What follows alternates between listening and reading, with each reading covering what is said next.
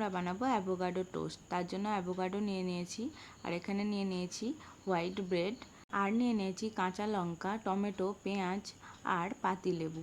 এই যে অ্যাভোকাডোটা আমি কেটে নিয়েছি, দেখুন কত সুন্দর দেখতে লাগছে।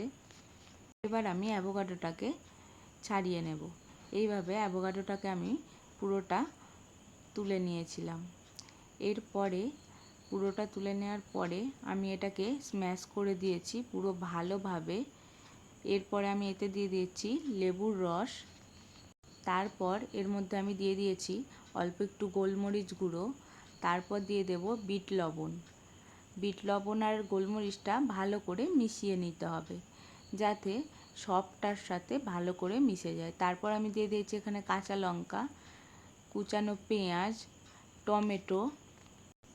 তারপর আমি ভালো করে এগুলোকে আবারও একবার সব কিছুর সাথে মিশিয়ে নেব।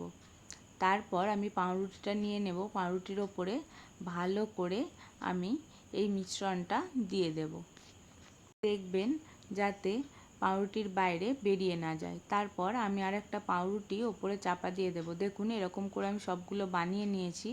এরপর তাওয়াতে দিয়ে দেব বাটার, তারপর আমি সেঁকে নেব ভালো করে টোস্টগুলোকে। দেখুন কত সুন্দর লাগছে দেখতে। এই যে এইভাবে আমি সব টোস্টগুলো প্রায় সেঁকে নিয়েছি, খেতে কিন্তু দারুণ লাগে।